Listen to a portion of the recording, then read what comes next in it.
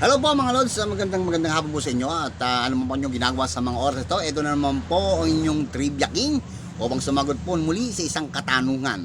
Ngayon sasagutin ko po ang katanungan ng ating pong followers at ating pong ding lods na si Iya Maria Lea Tisay na taga Imus, Cavite. Shoutout sa iyo my lods. Ito ang sagot ko sa inyong katanungan.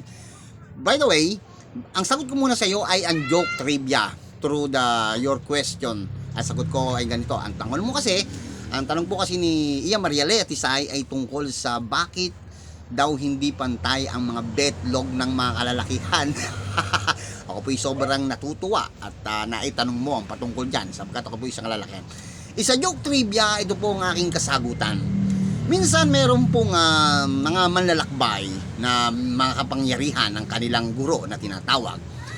Merong isang kasama sila sa kanilang paglalakbay na isang tusong lalaki. Sila po yung marami naglalakbay.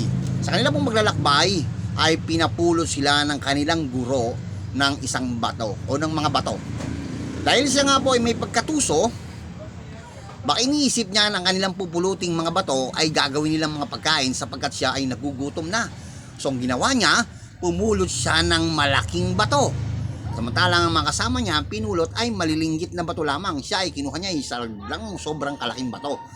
So nagpatuloy na naman sila sa paglalakbay. Pagtigil nila sa ilang, ay nagbanggit ang kanilang guro na yung hawak niyo mga bato ay ihagis nyo.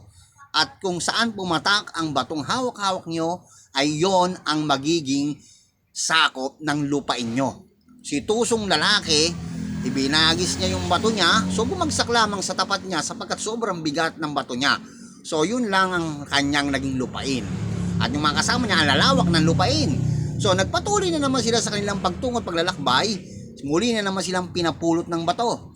Sa pagpulot nila ng bato, ginawa niya, dahil siya nga ay may pagkatusong tao, pinulot niya ang batong malilinggit. Maliliit na bato lang ang pinulot niya at dinamihan niya. Samantalang itong mga kasama niya ay pumulot lamang ng isang malaking bato na kanilang bitbit. Muli pagtigil na sa isang ilang na lugar, sinabi ng kanilang guro na iyan ang magiging pagkain nyo. So ang kanya naging mga pagkain ay butil-butil na tinapay lamang, samantalang kanyang mga kasamahan ay malalaking mga tinapay. So muli na naman sila naglakbay sa kanilang paglalakbay, muli na naman silang inutusan ng kanilang guro na pumulot ng bato.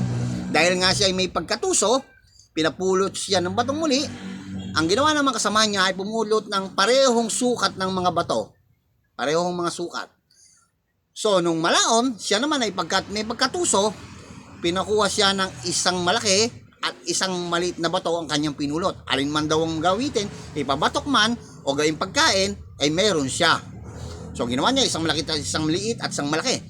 Nung makarating sila sa ilang, ang sinabi ng guro, yung mga napulot yung bato ay yan ang mga magiging itlog nyo. Yun doon kwento kung bakit malaki at isang maliit ang itlog ng mga kalalakihan. Yan po ay joke trivia lamang mga lods at yan po ay ayon sa katanungan sagot ko lamang kay Iya Maria Lea Tisay. Yan po ay trivia joke.